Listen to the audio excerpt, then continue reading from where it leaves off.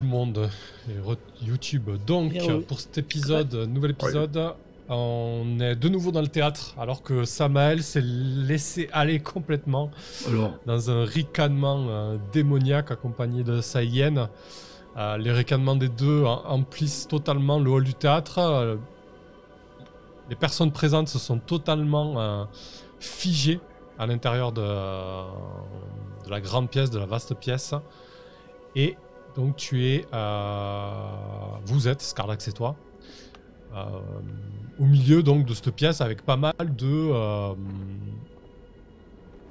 membres du guet, de gardiens en fait, de gardes en fait, autour de vous. Donc très rapidement, la peur saisit les gens présents, mais surtout, au bout d'un moment, ils se ressaisissent. Et certains commencent à attraper leur matraque pour tenter de faire quelque chose, quoi. Ouais. Bon, sachant pendant que la minute qui suit, voilà. La difficulté imposée par vos ennemis est réduite d'un point. Ok. Donc effectivement, vous avez une minute de battement pendant dans ce bordel dans lequel vous pouvez profiter un petit peu de la peur et de l'incompréhension de la situation, quoi. Du coup, qu'est-ce que vous faites, Ça te va, toi, si je prends l'attention et que tu... Ouais, complètement. Ok. Bah, du coup, je l'avais saisi un peu pour l'appeler à l'aide. Je pense j'essaye d'articuler quand même des mots. Je ne me contrôle pas. Va, toi. Et genre, je le pousse un petit peu et moi, je recule vers la sortie, en fait. Je pense. Du coup, sous les menaces des matraques, également. Du coup, je fais comme si j'avais été projeté, en fait. Je vais aller faire une petite roulade. Et essayer d'aller m'infiltrer un peu plus loin dans le bâtiment. Et dès que j'arrive à peu près au niveau de la porte, quoi, où le ciel peut être vu, je vais déclencher ma nuée de corbeau pour en rajouter une couche. D'accord. Ok. Alors, du coup, dans un premier temps, Scarlax, tu vas tenter de t'infiltrer dans ce bordel et... Est-ce que tu sais où tu vas? Est-ce que du coup, ton infiltration, alors de base, t'aurais un dé, sachant que la difficulté est réduite, t'aurais 2 dés. Ouais. Bah, et puis, je dois voir le crime. J'ai peut-être déjà visité les géoles de... Ouais, ça fait sens, ouais. Du truc. Je pense que ça peut le faire. Je pense que tu le connais tout simplement, cette bâtisse du guet, quoi. Tu sais que les geôles sont loges en bas, quoi. Ok, donc ça te ferait 3D, ouais, effectivement, ouais. On voit un petit peu ce qui va se passer dans cette infiltration au niveau du théâtre. Donc c'est un 8, donc c'est une réussite, il n'y a aucun problème. Bah tiens, vas-y, fais-nous rêver, Scarlax qui court à travers les personnes un peu paniquées, qui se ferait un passage parfois de force jusqu'aux loges en bas. Complètement, bah, du coup je cours, je vais de coin en coin, j'essaie, au fait, dès que la zone où la tension était à son comble est passée, j'y vais doucement en fait, j'y vais normalement.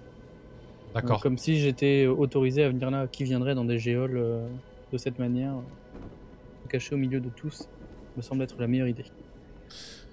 Alors les quelques gardes qui sont en bas, au sous-sol, commencent à comprendre que quelque chose se passe, parce que toi, Aura aussi, tu entends un petit peu des bribes de cris, de choses comme ça, il y a quelque chose qui est en train de se dérouler en tout cas. De ton côté, qu'est-ce que tu fais du coup ? Je pense que je commence à avertir les personnes qui sont dans la geôle avec moi, leur dire tenez-vous prêts, on va sortir et on va faire sortir tout le monde. Et je m'approche de Miranda et je lui demande si elle a un peu de cette poudre explosive sur elle. Ça pourrait peut-être nous aider. Il y a quand même peu de chance, je pense. Mais j'ai pas forcément envie de décider à la place de Miranda. Tire-moi un des 10, si tu fais 7 ou plus, il y aura de la poudre. Ok, alors attends. Peut-être qu'elle a effectivement dissimulé un petit peu de poudre, tu vois, au cas où. On la connaît pas finalement, cette Miranda. J'ai fait un 8. Bah, elle a de la poudre. La classe. Bah écoute, tu vois, elle doit se baisser, elle doit glisser, elle porte des longues bottes de cavalière, on rappelle c'est une draw avec des longs cheveux en dread. Elle se baisse, elle plonge sa main dans une de ses bottes et elle ressort un petit sachet de poudre. Et oui, donc elle en a. effectivement. Très bien. Bah, du coup, je lui dis la porte de notre geôle n'est pas fermée. À mon signal, tu sors et tu fais exploser les serrures de 2 ou 3 geôles selon ce que tu peux avec ce que tu as là. Et tu fais sortir les prisonniers. Et puis après ça, je m'adresse au gnoll qui est aussi dans notre cellule et je lui dis, et toi, brise la serrure de notre geôle quand on sera sorti.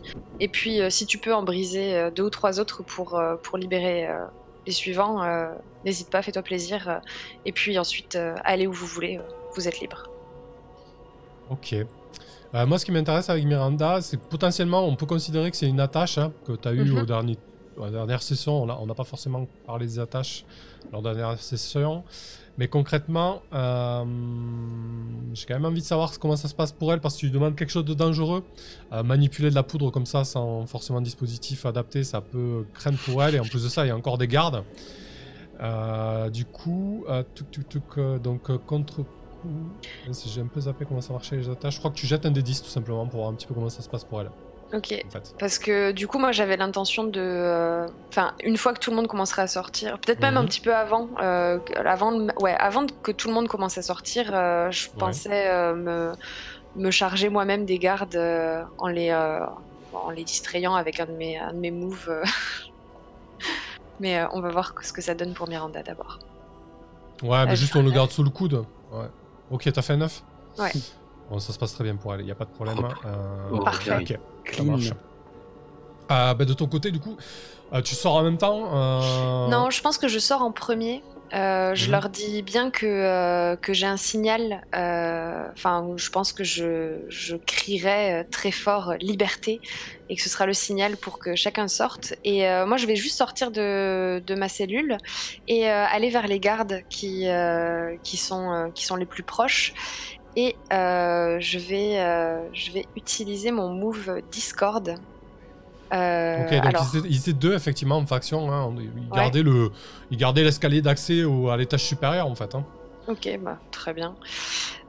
Du coup, ce move, c'est vous retournez vos ennemis les uns contre les autres en murmurant des malédictions. Faites un test de tromperie plus occultisme et choisissez une cible qui peut vous voir et vous entendre. En cas de réussite, la victime inflige immédiatement à son allié le plus proche un montant de stress égal à celui de l'arme qu'elle tient, persuadée qu'elle a affaire à un ennemi.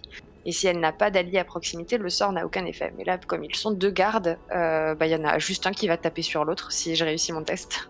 Ouais, surtout qu'ils sont équipés de matraques et de pistolets, donc potentiellement ça peut être assez violent, du coup. Transformer le QG du guet en maison de fou. C'est ça. C'est en train de se passer. Donc tromperie plus occultisme, ça te fait 2 dés. Oui. Hop. Ah, j'ai fait un 6 et un 3, donc on va garder le 6 et je vais prendre du stress. Eh bien écoute, ouais, donc ils sont... ça va être du D6 pour le stress. Ok.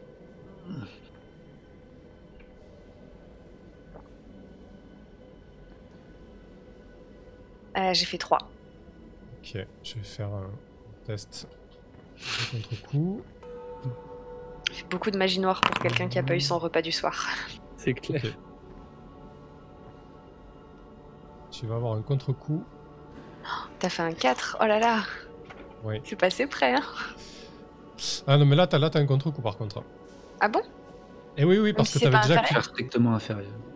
Strictement inférieur. Non, mais c'est pas... Là, t'as fait 3, mais t'avais déjà un petit peu de stress sous le coude. Oui, c'est vrai. Voilà. Bon, bah... Puisqu'il le faut, hein, c'est pour la cause.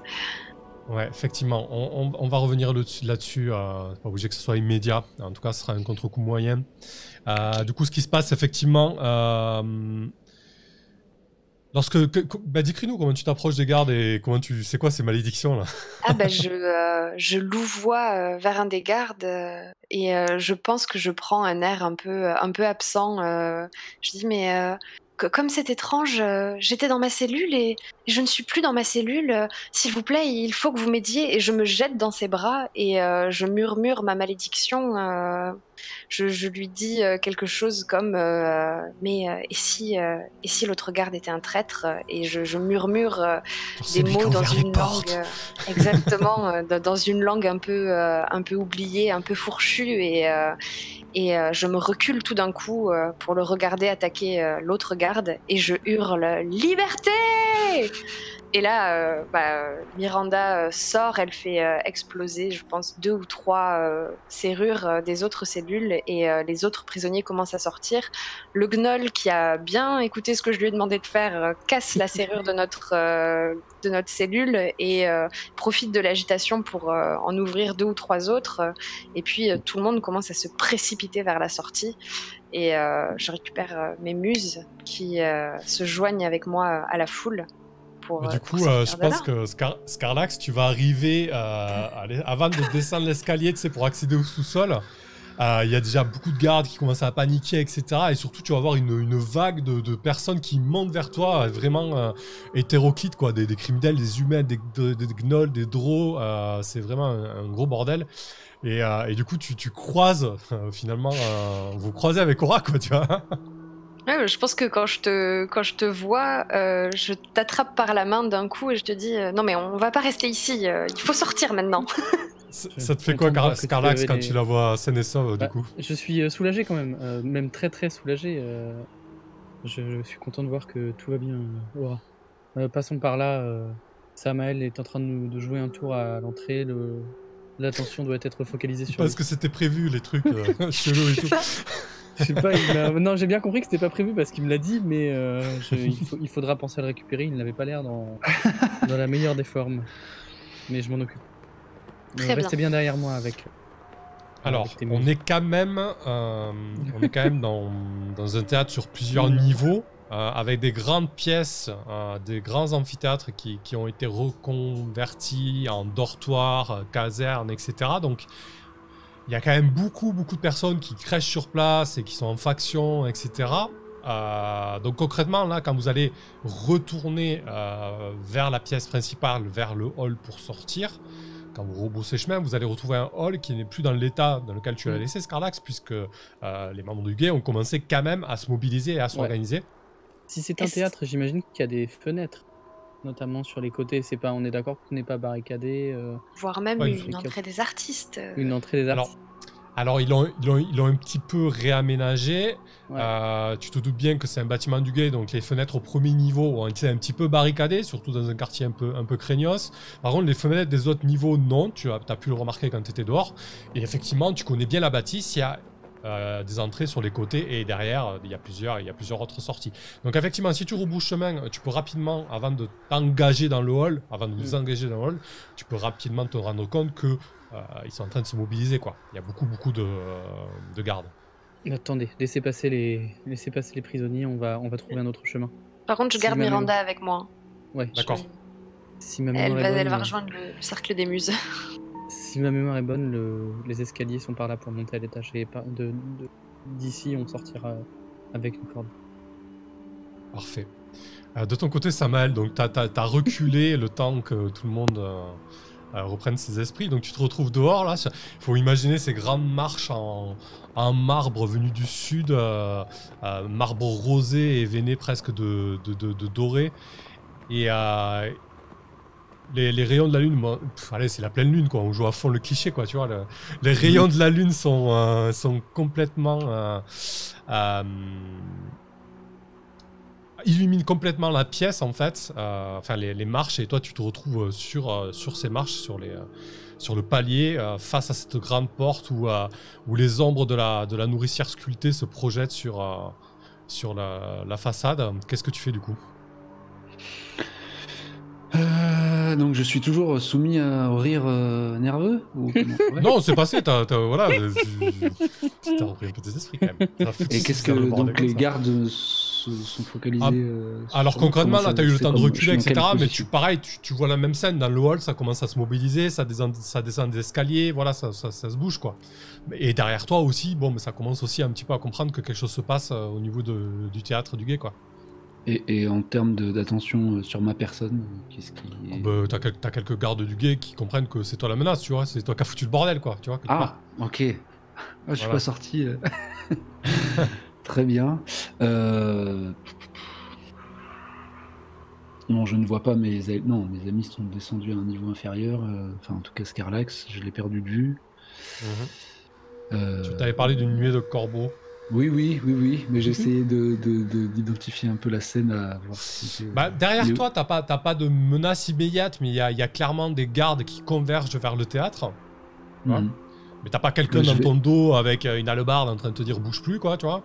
Non, mais par contre, face à toi, t'as pas mal de gardes qui commencent à converger, quoi, pour venir. Je vais essayer d'ajouter à la comment dire... Confusion. Confusion, merci. Ambiante. Et effectivement, je vais invoquer les oiseaux sacrés de la mort, qui ne sont pas d'une grande menace en combat, mais qui peuvent distraire l'attention. Alors ça me coûte potentiellement, ça me coûte du stress, un des 3. Stress en esprit ou en sang. Et grossièrement, alors que je suis encore, je dois expectorer quelques derniers ricanements, reculant, je vais essayer de faire s'engouffrer depuis l'extérieur, quoi, une nuée. Alors ça dit de corbeaux, corneilles, choucas, épis, enfin et autres corps vidés. À l'intérieur, peut-être de l'entrée qui doit être assez vaste pour qu'il y ait un vol de ces oiseaux puisse faire une espèce de vortex, quoi. Ouais, rajouter à l'apocalypse et au chaos ambiant. Excellent. Ouais, donc écoute, jette ton D3. Ouais, on doit voir. L'espace d'un instant, j'avais décrit les rayons de la lune qui éclairaient pas mal. Franchement, en pleine lune, la luminosité est assez dingue là. En plus sur ce parvis de marbre. Et d'un seul coup, il y a une immense ombre qui vient obscurcir la façade du théâtre et on entend des cris de corbeaux et de tous ces oiseaux qui arrivent en masse en fait pour s'engouffrer dans le hall. Ouais, ça fait flipper, hein. Je pense que du coup les gardes du guet présents demandent vraiment ce qu'il est en train de se passer. Je vais déjà refaire un test de contre-coup quand même pour toi, même si t'es... Ouais, ça va. Alors, ce qui est cool, c'est aussi que je peux leur adresser la parole dans un dialecte croissant pour leur demander de collecter des informations ou de surveiller une zone. Enfin, en tout cas, je peux, si jamais on voit mes alliés, moi, je vais rester un peu à l'extérieur et gérer les gardes qui potentiellement continueraient. Ah, mais il n'y a pas de problème. Décris-nous comment tu demandes à l'un de ces corbeaux de trouver peut-être... Ouais, enfin, j'en envoie un. Du coup, tu croises toi aussi ou comment ça se passe? Ouais. Non, putain. Je leur adresser la parole dans un dialecte croissant. Ok. Je fais 30 millions d'amis en fait. Ouais, alors que les trucs charognards dégueux. Ouais, donc je vais charger le plus beau corbeau de la bande, hein, plume noire de jet, de se mettre en quête, de suivre peut-être Scarlax, et de m'avertir d'où il se trouve s'il le retrouve à l'intérieur des murs. Quoi. Ok. Donc effectivement, ça te permet de dégager l'une des plus grosses menaces qui arrivait face à toi, parce que ça va les occuper un moment. En tout cas, ça rajoute à la confusion générale, comme tu l'as souligné. Quelle est ton intention ensuite, après? De les appuyer, mais peut-être par le point de sortie qu'ils auront trouvé ou choisi. Je vais rester à l'extérieur, essayer de me soustraire au regard des gardes pour venir à la rencontre de mes alliés. Donc tu essaies de tournoyer autour du bâtiment en essayant de semer les gardes, c'est ça l'idée? Ouais. Ok, parfait. Ok, je pense que ça va appeler un G, ça, du coup. Un petit peu comment ça se passe. Je t'ai décrit quelques gardes qui arrivaient dans ton dos. Donc tu vas essayer de te soustraire à leur menace. Du coup, tu as un dé de base, il n'y a pas de difficulté particulière, hein, ça reste des draws payés au lance-pierre avec des matraques, hein, donc voilà. Ils sont pas non plus là pour se faire crever. Ok. Et donc, est-ce que tu aurais des G du coup qui pourraient t'aider là? Moi j'ai poursuite, mais du coup ça serait l'inverse, ou furtivité. Furtivité, furtivité carrément. Ouais, ça fait 2 dés. En termes de domaine, ouais, non. Là, on sera en D3 en stress, hein, du coup, vu que t'as éliminé la menace la plus importante. Je fais un 7. Ok, 7, il me semble que c'est une réussite ou c'est partiel encore? Je ne sais plus.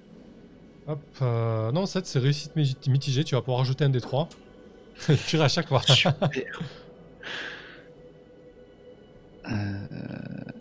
Aïe. Aïe aïe aïe, ouais, c'est pas cool ça. Ok, on va faire un petit jet de contre-coup. C'est dur la vie de prêtre. Ça va, t'as de la chance, j'ai fait 2-10 d'affilée pour toi. Oui, bah, ça contrebalance, ok? Oui, j'avoue. Ok, eh ben écoute, y a pas de problème. Donc bah, décris-nous comment tu te faufiles un petit peu dans ce bordel ambiant alors qu'il y a des gardes qui convergeaient vers toi là. Faut imaginer, j'imagine qu'il y a des badauds qui arrivent autour du bâtiment pour voir ce qui se passe, c'est un peu voilà. Ouais, puis j'essaie de me laisser tomber en contrebas dans une ruelle, un peu en mimant Scarlax, mais en le faisant beaucoup moins prestement. Par exemple, cette grande volée d'escalier qui descend, là, je me laisse tomber dans une petite ruelle pour semer un peu les gardes qui vont pas risquer de se fouler la cheville et font le tour, quoi. Et puis après je me trisse aussi vite que possible, peut-être passant à 4 pattes à certains moments, à l'image de Weneg. Et pour contourner le théâtre, quoi. Et me planquer dans un renfort d'une porte en laissant passer la troupe. Ok, parfait. Scarlax, du coup, de ton côté. Bah, du coup, l'idée c'est que je vais mener. De votre côté aussi, Aura, du coup. C'est de mener du coup Aura, les muses et. Son nom m'échappe. Vers Miranda, j'avais Mathilde en tête. Vers les étages en fait, histoire effectivement de les faire sortir via une corde en fait à l'arrière, quoi. Là où il y aura le moins de monde. Ok, d'accord. Ouais, est-ce que ça va... Ouais, ça va peut-être rappeler un jet pour voir ce qui se passe. Ouais. Donc ton idée c'est de te faufiler vers une porte à l'extérieur, genre un rapport de service au fond. Complètement, ouais. Ok. D'accord. Ouais, donc il va y avoir un dé. On va ajouter un dé de difficulté parce qu'on est quand même dans un bâtiment du guet qui est totalement en alerte. Du coup, qu'est-ce que tu aurais en domaine et en... Bah, j'ai la furtivité évidemment en compétence. Ouais. Ça ferait un dé au final parce que du coup t'étais à 1 avec la difficulté. Ça va être déjà pas mal. Je regarde ce que j'ai d'autre. Du coup, pour les actions de groupe, choisissez un joueur qui mènera le groupe. S'il réussit, tous les autres joueurs feront leur test comme s'ils possédaient une expertise pour toi, Aura. J'allais dire, il n'y a pas moyen que je l'aide d'une façon ou d'une autre. Alors ça, en fait, là, vu que votre intention est de sortir du bâtiment, Scarlax va, entre guillemets, mener le groupe parce que c'est un peu son expertise, se faufiler et sauter à travers des fenêtres. Donc lui, s'il réussit, en fait... Il va pouvoir te donner un dé d'expertise supplémentaire pour que toi tu tentes de t'échapper. Ok. Voilà. C'est pas dit que ça fonctionne. Et ce sera pareil pour mes attaches. Non, les attaches on va pas les jouer là. Les attaches on les joue si tu leur demandes un service direct en fait. Ok, ça marche. Ouais. Donc Scarlax, un dé. Est-ce que t'as autre chose du coup on disait le crime toujours, vu que tu connais le bâtiment, moi ça fait sens. J'ai lancé avec un dé. Ouais, je me posais la question mais ça faisait le Ah oui, t'as fait 10, excuse-moi. Donc j'ai fait qu'un seul dé et j'ai fait un 10. 10 non. Ok, ça marche. Donc c'est totalement une réussite. Donc décris-nous quelle porte, enfin de quelle manière tu sors, quel chemin tu as choisi. Et surtout, vu que c'est quand même une action pour s'exfiltrer d'un bâtiment du guet, de quelle manière, je sais pas, t'élimines quelques gardes, tu vois, fais-toi plaisir quoi. Ouais, ok, bah écoute, du coup je vais utiliser ma nouvelle invention en fait. J'attache ma corde à ma hache et j'éclate des gardes à distance en fait. On va vous en revenir après en la retirant. Alors attends, parce que moi il y a des histoires de petits dieux là que tu mets dans tes cordes et tes haches. C'est qui ce petit dieu qui est dans ta hache du coup bah, en fait c'est mon dieu corde et mon dieu hache. Donc j'ai ma déesse hache qui a développé de nouveaux pouvoirs. C'est-à-dire qu'elle peut se lancer et revenir. Enfin voilà, bref, elle me permet d'être dirigée quand je la lance. Malheureusement, elle revient pas tout à fait. Faut que j'aille la chercher. Mais vu que je suis quelqu'un de feignant, j'ai le secret des nœuds qui fait que je peux attacher des nœuds comme je veux. Donc je me fais une hache avec un câble en fait. Voilà. Parfait. Il y en a qui ont des harpons, toi t'as... J'ai une hache, ouais. Voilà. Ça marche. Et donc la sortie, ouais, c'est vraiment la porte de service derrière. La porte de service derrière, en fait, à chaque coin de mur, pardon. À chaque angle de mur, en fait, j'arrête le groupe, je m'occupe de la personne s'il y en a une, et puis je nous fais sortir comme ça. Ok. Du coup, pour Aura, ça va être un peu plus compliqué parce que même si vous êtes guidé par Scarlax, c'est pas trop ton domaine. Il va falloir un peu éviter les gardes qui viennent essayer de vous empêcher de vous enfuir. Très certainement se battre un petit peu, ce genre de choses, hein, comme l'a décrit Scarlax. Du coup, toi, de base, tu as un dé, difficulté 1, on avait dit. Il te donne une expertise, donc finalement, tu as un dé sans difficulté, en fait. Ok, alors après, je vois pas que t'as une compétence Non, j'ai pas de compétence, mais j'ai un petit couteau, donc je pense que si jamais je devais me faire attaquer par un garde, je pourrais, disons, rapidement me défendre pour éviter de limiter les dégâts sur ma personne, quoi. Bien sûr. Donc t'as ton petit couteau, il doit être joli ce couteau, non? C'est pas une dague vulgaire, non? Non, mais certainement pas une dague vulgaire. T'as bien vu Aura? Non, c'est un couteau en ivoire ouvragé. Je pense que j'ai dû le trouver dans notre QG, qui est dans le quartier d'Ivoire. Et que je l'ai gardé autant parce que je le trouvais beau que parce que je me disais que ça pouvait peut-être me servir un jour. Et donc c'est une lame très fine, très ouvragée, et, avec énormément de gravures un peu mystiques. Je pense que je me suis demandé plusieurs fois si je pourrais pas empoisonner la lame ou quelque chose comme ça, en faire un couteau tragique, quoi, pour aller avec l'objet qui est déjà très beau. Donc je le tiens fermement en main, et je suis prête à parer à toute attaque si jamais je devais me faire attaquer. Donc je vais lancer ce dé. Oui. Et c'est un 1. C'est l'échec total. Ok. Qu'est-ce qui se passe? T'as déjà un contre-coup moyen en suspens. Hein. Ça craint tellement. Est-ce que Aura va mourir? Mais non. Tu jettes 2d6 déjà de stress. Arrête, j'ai trop peur, quoi. Je ne laisserai pas cela arriver. Oh là là, 2d6. Mon Dieu. Qu'est-ce qui va se passer? Et après, moi, je vais faire un test de contre-coup. J'ai fait c'est 8, j'ai fait 5 et 3, mais c'est horrible. Ah ouais, c'est violent, ouais. Je vais jeter un dé pour avoir le contre-coup. Bon bah, c'est au-dessus. Ouais. Bah écoute, j'espère que Weneg a faim, quoi. Non, t'inquiète pas. Si jamais je devais mourir, y a que Weneg qui peut me manger. Hein. Que ça soit clair. On va faire toute la famille d'Aura, on a déjà fait la sœur. On a déjà fait la sœur, ouais. J'ai passé tellement de temps à décrire ce couteau qui va même pas me sauver, quoi. Il va pas se planter dans ton propre cœur. T'as dit que c'était un couteau dramatique. Oui, c'est vrai. Bien évidemment, le contre-coup, vu la situation, sachant que j'ai déjà tapé dans une autre section pour le contre-coup modéré, vu la situation, le contre-coup majeur ne peut être que dans le sang. Aura. Alors que vous vous apprêtez à passer le dernier couloir et que Scarlax lance sa hache sur un des membres du guet qui bloquait la dernière porte de sortie, le garde du guet reçoit la hache en plein front et s'écroule. Derrière toi, tu entends un cri de panique qui se répand entre tes muses. Un garde totalement zélé et sûr de son coup se jette sur vous avec son hallebarde. L'arme a une allonge telle que il se précipite et la pointe de l'hallebarde se plante dans ta gorge. Aura. C'est horrible. Et ben je pense que je hurle d'un cri étouffé parce que je dois commencer peut-être à manquer d'air et peut-être que mes cordes vocales commencent à être endommagées. Je sais pas exactement où s'est plantée la lame, mais ça doit être un cri, un déchirement terrible. Je pense même que mes muses souffrent pour moi. Qu'est-ce qui m'arrive? Abattu. Scarlax, juste histoire de rajouter, décris-nous comment tu réagis toi et comment tu te jettes sur ce garde. Ah bah complètement, je me retourne au ralenti en fait, je pense. En attendant que la hache revienne. Et pour une fois, la voix de Scarlax n'est pas plate et monocorde.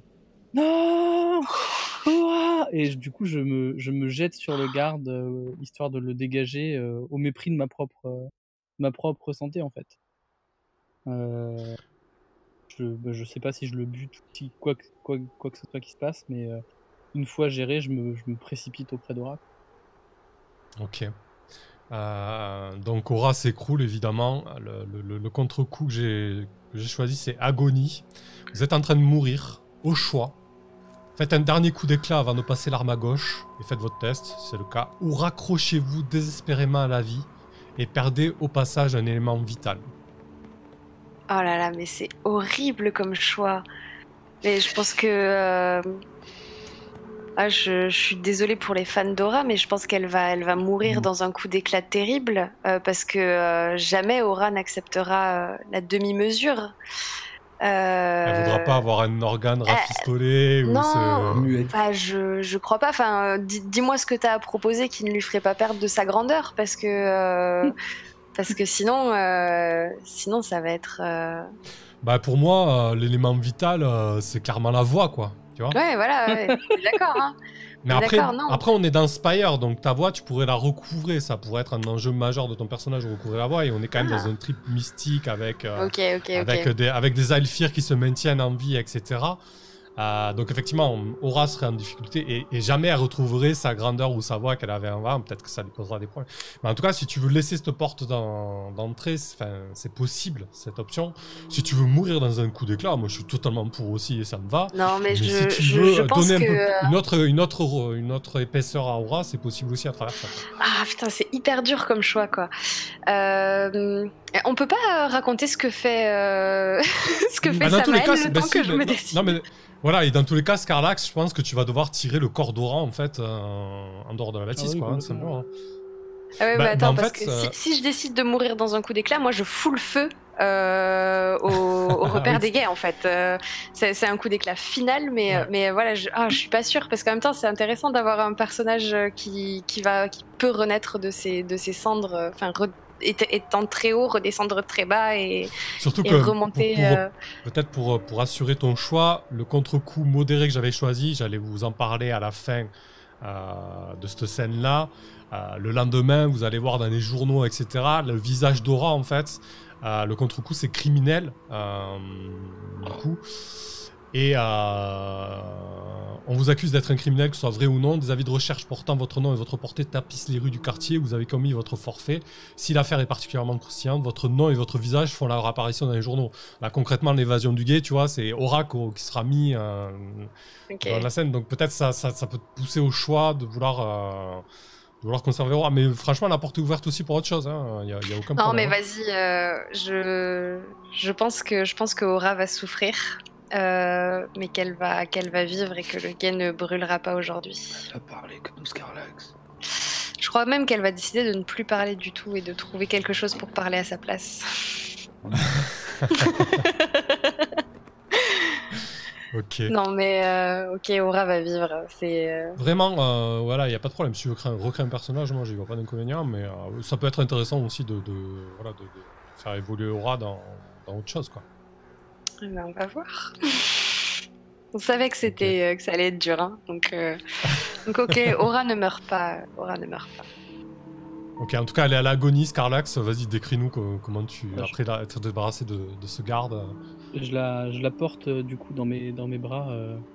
Je m'inquiète même plus des muses et de. Miranda. Miranda, je sais pas pourquoi. Et de Miranda. Et je cours en fait, je me fous de ce qui peut arriver. Je me précipite vers la sortie donc, et je m'enfonce dans les ténèbres, dans les ténèbres de la nuit afin de trouver un endroit sûr. Là, je pense que du coup, Samael vous rejoint en fait parce qu'il a eu l'information du corbeau. Et qui commence à picorer la plaie de. Non, alors. Salaud. Et je dois parler à Aura tout du long. Ouais. Non, juste, voilà, vraiment... c'est vrai que Samael pourrait se dire, qu'est-ce qu'elle est morte enfin, je sais pas, comment tu réagis du coup, Samael, toi, quand tu vois Aura comme ça Bah non, enfin, je ne me réjouis pas je vais pas la manger, quoi. Une arme pour Caron. Non, vraiment, du coup, le corbeau a dû me tenir au courant de la voie qu'ils allaient emprunter pour fuir, mais pas du tout de l'état de la situation. Donc j'ai peut-être un sourire soulagé en entendant le tumulte et en voyant la porte dérobée s'ouvrir et la scène qui s'offre à moi de Scarlax portant Aura dans ses bras et le sang et son état, à mon avis, inerte, quoi. Me plonge dans la panique également, quoi. Je cherche à apporter peut-être des soins, peut-être que je suis le plus... Je sais pas si, non, je sais pas faire ça. Mais en tout cas, on fuit. Oui, non, je suis catastrophé également. Ok. Je vous propose de faire une ellipse assez longue dans le temps. Je sais pas où vous vous retrouvez en fait. Vous retrouvez à votre QG, à votre manoir, ou peut-être que vous vous amenez Aura chez quelqu'un. Est-ce que vous avez une attache peut-être qui pourrait vous aider Est-ce que je me rappelle plus de notre chef de culte de petit groupe là. Peut-être elle. Alors on l'avait casté. Ouais, mais Ouais, on en avait parlé vaguement, mais je crois qu'on s'était pas plus intéressé que ça. Effectivement, votre chef de cellule, votre mentor, quoi. Mais bon... Non, tu préfères qu'on non, mais si vous avez peut-être une attache parce que du coup, c'est intéressant d'impliquer les attaches, parce que potentiellement, elles peuvent aussi avoir des contre-coups et rajouter des embrouilles à l'histoire, quoi. Histoire je pense qu'assez naturellement, je serais allé chez Chasseur, qui possède un bar, en fait.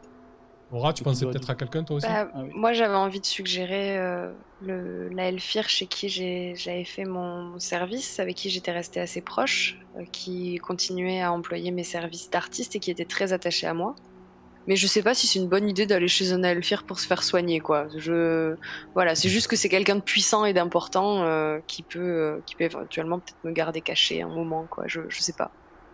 Moi, je trouve ça intéressant parce que finalement, on parle beaucoup de ces Elfires et on les a pas encore vus. Et concrètement, si tu veux rapidement des soins de qualité, pour survivre, c'est des trucs qui vont nécessiter quelques cordes vocales de voltigeurs. Alors ça, à mon avis, ça se fera en deuxième temps. Déjà là, c'est stabiliser son dégât. Bah tiens, ça ressemble à quoi le palais? Parce que peut-être pas le palais, mais le manoir. Ah non, je pense que tu peux dire le palais. Je pense que. Dans la hangar, il y a pas de problème. Vas-y, dis-nous. Je pense que la hangar, c'est un Elfire. Bon, déjà, il est comme tous les Elfires, il est riche et puissant, mais je pense que même parmi les Elfires, il est riche et puissant. Et c'est un grand amateur d'art. Il a plusieurs pièces de son manoir qui sont consacrées aux œuvres de certains artistes particuliers qu'il affectionne et qu'il invite pour des installations, pour des soirées. C'est quelqu'un qui organise des fêtes immenses où tu peux avoir 1000 Elfires qui viennent se réjouir dans son palais le temps d'une soirée. Donc voilà, c'est un bâtiment qui est immense et grandiose. Beau, richement décoré, qui reflète le moindre rayon de la lumière du soleil. Enfin voilà, je pense que dans l'entrée, tu dois avoir une collection de masques qui étaient les masques de ses ancêtres. Enfin voilà, tout est grand et grandiose et magnifique chez la hangar. Et je pense que il doit être, même si on ne le voit pas parce qu'on ne voit pas son visage, je pense qu'il doit être peut-être catastrophé de l'état dans lequel se trouve Aura. Surtout que toi t'es inconsciente, donc c'est vous, Samael et Scarlax, qui l'a amené. C'est la première idée qui vous est venue à l'esprit. Comment vous le débarquez chez la hangar avec Aura agonisante du coup? Je pense qu'on doit savoir où il habite et en fait j'y vais comme ça, nature. Hein. Je me précipite. Je pense en ayant quand même eu le temps de parler à Aura et je pense que j'ai fait quelque chose que je n'avais jamais fait avant, c'est que j'ai retiré mon masque pour lui parler pour qu'elle se raccroche éventuellement à quelqu'un qu'elle connaît. Et je pense que Aura doit être à demi inconsciente. Cernée entre les moments où la douleur la réveille et les moments où la douleur est trop forte pour qu'elle reste éveillée. Et je pense qu'elle a vu ton visage avant de fermer les yeux complètement et d'être vraiment à cette espèce de frontière entre la vie et la mort. Et je sais pas si c'est Aura qui te l'a dit ou si c'est une de ses muses. mais tout de suite, quelqu'un a crié le nom de l'Arangar et vous vous êtes mis en route, quoi. Complètement. Ouais, peut-être qu'on peut pas y rentrer avec nos gueules aussi, mais que Scarlax il peut s'infiltrer juste pour avoir peut-être dans la piole du. Ouais. Je pense que du coup, en fait, c'est Aura qui mécaniquement va faire appel à son attache. Du coup, peut-être qu'on vous fait entrer par l'entrée des serviteurs, quoi, finalement, et que la Rangar fait en sorte de prendre en charge ça par son chambellan et ses serviteurs les plus fidèles, quoi. Voilà, donc après on va quand même tirer un dé pour la Rangar qui rend service, sans forcément rentrer dans des complexités de scène. Là, c'est qu'avec la tâche, il n'y a pas besoin de se prendre la tête, c'est juste servez de son service, quoi. Donc tu nous as décrit le palais et tout ça, mais à quoi il ressemble la Rangar au final? Tu l'avais dit un petit peu au début, mais si tu veux nous réciter, peut-être que du coup il vous amène dans une pièce un peu particulière. Tes anciens appartements, du coup, Aura. Oui, bah, c'est possible qu'il les ait même conservés tels quels, avec les costumes qu'il me faisait porter pour ces soirées où j'étais juste exposée pour ma beauté. D'ailleurs, bah, l'Arangar, c'est un elfe, un elfir qui est majestueux, qui ne se déplace qu'avec des gestes très lents et très calculés. Il porte un masque qu'on pourrait considérer comme étant assez sobre par rapport à ce qui peut se faire, mais qui est très finement travaillé. Enfin voilà, tout est très en finesse et en calme, en douceur, voilà. Il n'y a jamais un geste précipité chez lui, même quand il est paniqué. On a l'impression qu'il a absolument la mesure et le contrôle parfait de son corps, de son intonation. Voilà, c'est un peu un contrôle fric de lui-même. Du coup, tu vas... Alors attends, je suis en train de regarder comment... J'ai plus le truc pour les attaches, là, je comprends pas. C'est pas grave, je crois que c'est juste un D6 un D10 pour les attaches. Tu vas jeter... Alors, potentiellement, il peut encaisser beaucoup de stress, la Rangar, parce que de une, il héberge des drôles qui sont potentiellement des criminels. Parce que je rappelle, le lendemain, quand il va ouvrir son petit journal avec ses œufs d'araignée pochés, il aura très certainement le portrait de Aura à la une en tant que criminel qui a mis à feu et à sang le bâtiment du Guet, district d'Ivoire. Potentiellement pour lui, ça fait 18 de stress, tu vois. J'espère que ça va bien se passer. Ouais, tu vas jeter un des 10, quoi, du coup, pour voir un petit peu comment ça se passe avec cette attache. Oh, mais ça va pas du tout. J'ai fait un 2. Eh ben écoute, très bien. Enfin, très bien. Non, pas très bien. Très bien. Jette un des 8, du coup. Pour qu'on voit un petit peu combien prendre au stress la Rangar. 6. Ok. Je vais faire un test de contre-coup. C'est bas quand ça faut pas, c'est haut quand ça faut pas. Ok, et il y a un contre-coup. Oh là là. Ok, donc hop. C'est bien. Ça marche. Eh ben écoute, la Rangar vous accueille. Enfin, voilà, il y a son médecin personnel qui est un drôle. Tu vois que c'est un drôle versé dans les arts occultes que tu as pu pratiquer, Samael. Il fait boire des décoctions assez bizarroïdes à Aura. Il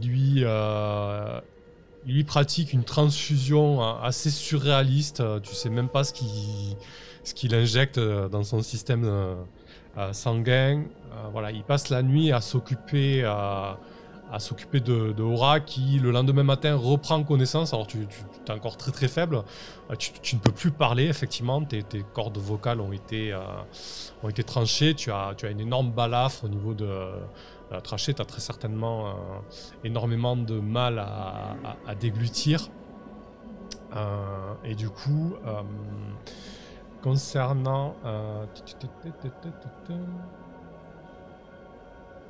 Rattache à des amis. Ok. Je pense que du coup, le lendemain, lorsque l'Arangar ouvre les journaux, voit ta photo, Aura, il jette le journal, il balance son plateau, il se lève, il traverse son palais d'un pas décidé, oui. Oui, mais lent. Toujours très lent, Ouais. mesuré. Même quand Ouais, il là, est en colère. Là, il a pété un peu les plombs. Son plateau avec beaucoup de grâce. Et effectivement, après, t'as l'impression qu'il vole dans son palais, très aérien. Très fin. Qu'est-ce qu'il porte comme masque, Diane, d'ailleurs C'est un masque qui, on pourrait l'identifier comme les masques du carnaval de Venise, mais vraiment très finement ouvragé et avec des espèces de volants, trucs très, voilà. Ok, ça marche. Donc on voit les volants qui se dégagent derrière lui. Donc il vient dans les appartements et il pète un plomb. Enfin, il pète un plomb à l'Arangar. Il est très très calme. Il vous dit vous ne pouvez pas rester ici. Je suis malheureusement contraint de vous mettre à la porte de ma maison. Je suis désolé, Aura, de te laisser comme cela. Mais tenant la situation, je ne peux pas me permettre de me fourvoyer face aux miens, malgré tout l'amour que je te porte. Je pense que... Est-ce que les autres sont toujours là ou il y a juste Aura et... Je sais pas, est-ce que vous êtes resté là dans ce... Ouais, moi je pense que je pense quand vous l'avez veillé. Jusqu'au premier réveil, au moins. Scarlax en amoureux transi, et puis... c'est vrai que c'est ton attache, non? Oui, complètement. Et moi, en prêtre, en fait, guettant, par souci de ma fonction, un potentiel passage vers l'au-delà, quoi. Au-delà de l'acte de croquage, il y a juste le souci. L'accompagnement du deuil, important. Donc, à la différence de d'autres moments où on peut avoir des accès un peu de folie, Weneg et moi, on était en position de méditation tout à fait recueillis, quoi, au-dessus de la couche d'Aura. En veillant sur elle.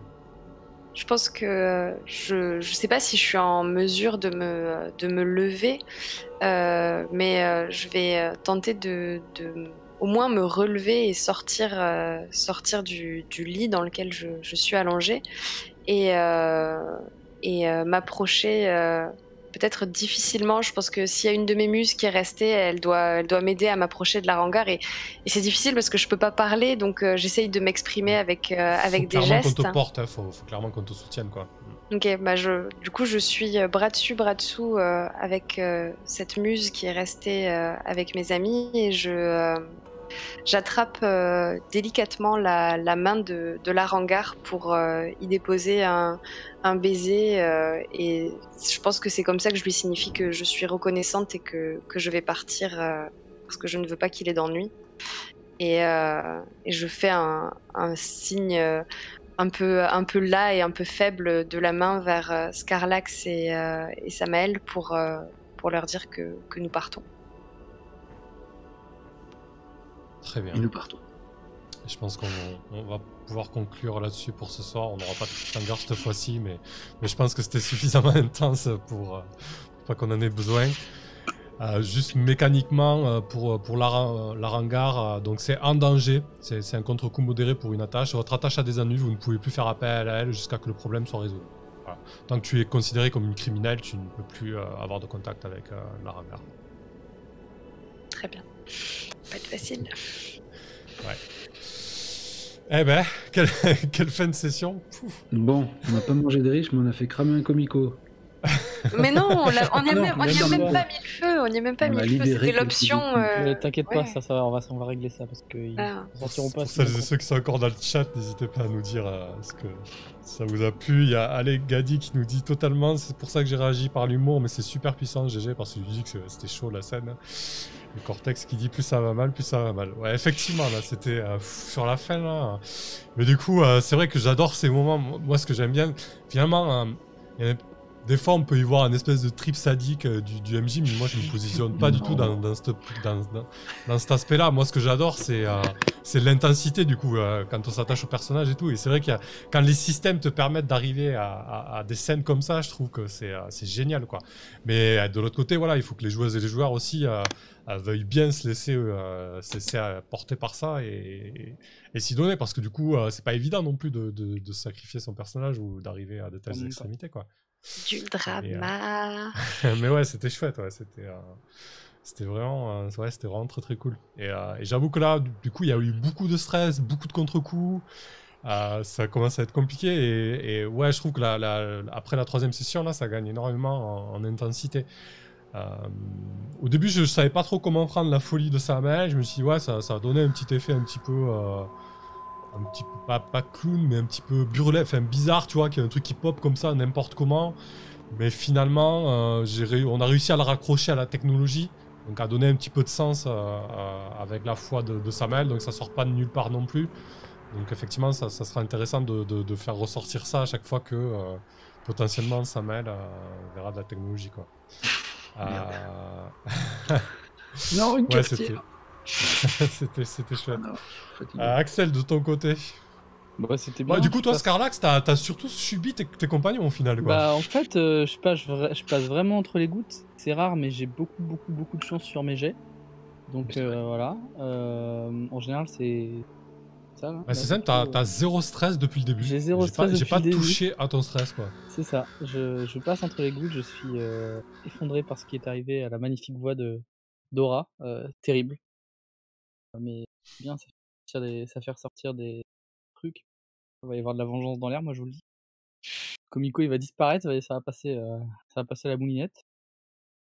Et puis, ouais, il va falloir qu'on aille se venger des riches, là. C'est bon, je commence à avoir marre de subir, moi.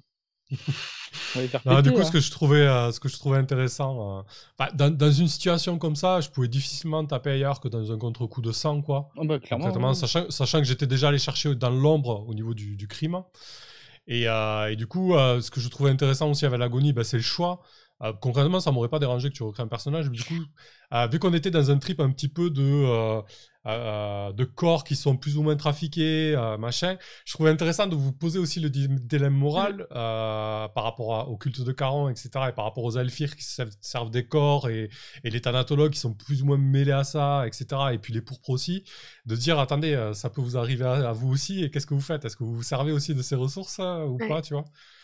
Mais je t'avoue que moi j'ai grave hésité, hein. Enfin, je pense que Aura c'est un personnage qui est complètement imbu d'elle-même et qui voit absolument tout ce qu'elle fait comme quelque chose de grandiose et qui se jette corps et âme dans la quête, mais en espérant transformer ça en un coup d'éclat mémorable, quoi. Enfin, je pense je sais pas, peut-être que dans son esprit un peu tordu, elle s'imagine ça comme une espèce de consécration d'œuvre d'art majeure pour laquelle son nom sera retenu dans l'histoire. Et là, tu proposes de mourir avec flamboyance ou bien de rester mais en étant un peu diminué, et c'est hyper dur. Alors du coup, moi je me dis, je sais pas, pour le drama, bien sûr que j'ai envie de mourir de façon flamboyante, et en même temps jouer le côté du personnage qui s'écroule un peu parce qu'elle perd une partie de sa superbe. Ça vaut le coup peut-être de vouloir la regagner, et c'était vraiment un vrai dilemme de morale. Ouais, mais j'avoue que sur une idole, surtout comme t'as joué Aura, c'est un choix assez intéressant, quoi. Ça va vraiment donner de la profondeur au personnage, ça va être cool. Ça va pas être évident, je pense. Non. Mais ça va être intéressant en tout cas. J'espère. Gazi qui nous dit franchement, super partie. On sent en effet la montée en tension d'un coup et tous ses impacts. Je sens que le prochain épisode va être d'enfer. Bon, on espère un peu moins de contre-coup quand même, histoire de redescendre un petit peu en pression, mais bon. Se reposer un peu. Ouais. Ouais, c'est vrai que du coup, moi je gère les jauges de stress, mais n'oubliez pas aussi qu'à tout moment, vous pouvez demander un petit peu l'état de votre personnage et je peux vous sortir des descriptions fictionnelles qui vous donnent un petit peu l'état. Mais bon, de notre côté, je trouve que c'est pas plus mal de pas savoir parce que du coup, ça vous tombe sur la tronche et voilà quoi. Ouais. Cortex aura fistolet. Ah oui, joli. Ah bah ça va pas être bon pour son ego, tous ces jeux de mots là. On va maquiller. Ouais. Peut-être faut-il qu'on trouve ce qui fonde ses organes, et puis on va faire croire que tu as besoin, mais en fait, tu auras vraiment besoin. On sera dans une zone grise, peut-être. Je pense que, par contre, Aurel va refuser tout corps étranger. Déjà que... La technologie, puis là, je deviens fou. Ouais, voilà, exactement. Tu vois. Non, je pense que le seul moyen pour elle de se remettre d'un traumatisme pareil, ça sera de le transformer en une espèce de force. Enfin, je sais pas trop encore comment ça va se passer, mais je pense qu'elle va devenir un peu maniaque, tu vois, sur là-dessus, jusqu'à avoir réussi à dépasser le truc, quoi. Je sais pas encore, je sais pas, on verra. Vu qu'on joue pas mal, enfin vu qu'on joue sur des temps courts, 2 heures, à chaque fois je vous donne une progression mineure. Je sais pas si vous en reste beaucoup sur vos livrets à choisir les progressions. Non. Pas beaucoup, non. Il en reste une. Il en restait 2 ou 3. Mais d'ailleurs, je crois qu'à un moment j'ai fait un 1 et j'aurais pu relancer mon dé. Parce que j'avais j'y pense maintenant que tu parles des avancées, mais j'ai une progression qui s'appelle la grâce. L'échec ne viendra pas ternir votre réputation. Une fois par scène, quand vous faites un test et que vous obtenez 1 sur 1 ou plusieurs dés, vous pouvez relancer l'ensemble des dés. Et bah tu vois, j'y ai même pas pensé. Ah ben ouais. C'est pas grave. Ouais. C'est bon, mais ça a rajouté de l'intensité. Oui. Cortex, communiquer avec l'intensité du regard. Ouais, on va voir comment Aura arrivera à communiquer. Bonsoir Lix. Du coup, je vais peut-être pas vous filer une progression mineure parce que si vous en avez presque plus, ça serait un peu dommage. À la limite, ce qu'on peut faire pour la 4e session, on pouvait prendre une progression moyenne parce que potentiellement, ça va durer jusqu'à la 5 ou 6. Et à la limite, si on voit où on en est, à la 5, vous aurez peut-être rien, et à la 6, une autre progression moyenne. Ça pourra permettre à votre personnage d'aller voir un peu plus loin en termes de progression. Donc, et toi, potentiellement, peut-être que sur l'idole, il y a une progression moyenne qui va peut-être faire sens avec ce qui vient d'arriver, j'en sais rien. Mais les moyennes, elles sont violentes. Ouais. Ah ouais, elles sont costauds. Oui, mais tant mieux, hein. Allons-y. De toute façon, on est parti pour durer peu, j'ai l'impression. D'ailleurs, donc ça va être un temps assez court, quoi. Donc, mes progressions mineures qui demandent que je murmure des trucs à des gens, comment ça va se gérer maintenant que j'ai plus de voix? Genre, je peux plus les utiliser, ou on accepte que ça soit un flot d'air articulé sans voix? Vu que ça fait quand même pas mal appel à de la magie noire, j'ai l'impression, tes interprétations d'idole, ouais, on va partir là-dessus, ouais. Est-ce que t'es muette ou est-ce que t'estimes que t'as une voix là, peut-être qu'on va pas partir sur muette, mais je pense que t'as un filet de voix. Ouais, je pense qu'elle doit avoir un filet de voix ridicule dont elle va refuser de se servir parce qu'elle elle supportera pas de se couvrir de ridicule. Je pense que ça va être un murmure, tu vois. Une voix très basse, tu sais, vraiment cassée, quoi. Ouais. Dans les vieux films de mafieux, là, tu sais, le micro que le mec il Exactement. C'est ça. Ça, c'est pour les gens qui ont eu le truc là, comment ça s'appelle? Je sais plus, j'ai plus le nom, mais bref. Ouais, mais quand tu l'as tout le temps à cause d'un cancer de la gorge, là. Enfin bref, on va pas parler de ça, c'est horrible. Ouais. Bon, du coup, voilà, l'idée c'est que t'as vraiment une voix très faible, donc effectivement, tu pourras faire des commandes de voix, mais t'as plus la flamboyance orale que pouvait avoir Aura, en tout cas. Et toi, Rasco, du coup, cette session, toi aussi, t'as eu des tuiles. Ouais, mais ça, je trouve que ça va bien avec ce personnage complètement cramé, cette espèce de punk Cayenne qui me va très bien. Non, c'est un vrai plaisir là, c'était chouette. J'étais plus réveillé, même si pourtant la fatigue. Ouais, et puis on a joué sur un laps de temps plus court. C'est vrai que la seconde session, on sortait d'une pause très très longue. Donc là, on était tout de suite. Moi, j'étais beaucoup plus dans le bain, beaucoup plus dans l'ambiance aussi. Donc c'est vrai qu'au niveau des descriptions et des enchaînements, c'était quand même plus simple, quoi.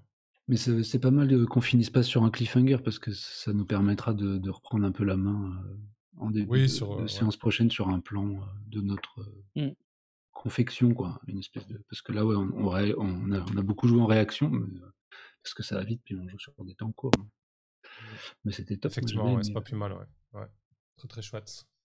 Bon, mais ok, écoutez, merci beaucoup tout le monde. On se retrouve, je crois qu'on avait dit vendredi prochain, mais bon, ça on verra en off. Je vous balancerai de toute façon la date sur les réseaux pour la 4e session, donc avec une amélioration majeure et beaucoup de changements. Et effectivement, c'est pas plus mal de terminer, comme tu dis, sur un cliffhanger, puisque ça nous permettra de renclencher sur autre chose et de voir quelle direction vous prenez avec toutes ces informations. Bon, finalement, on n'aura pas vu le bourreau Rowan, il va arriver au bâtiment du guide avec un bordel pas possible. C'est Arkham. On ira le voir la prochaine fois. Ça oui, marche. on a un rencard, on va prendre un rencard. Parfait, merci beaucoup tout le monde. Je coupe l'enregistrement YouTube et on va se trouver une petite chaîne à Red. On peut dire au revoir à YouTube. Merci YouTube de regarder la diffusion. Bonne nuit. Bonne soirée.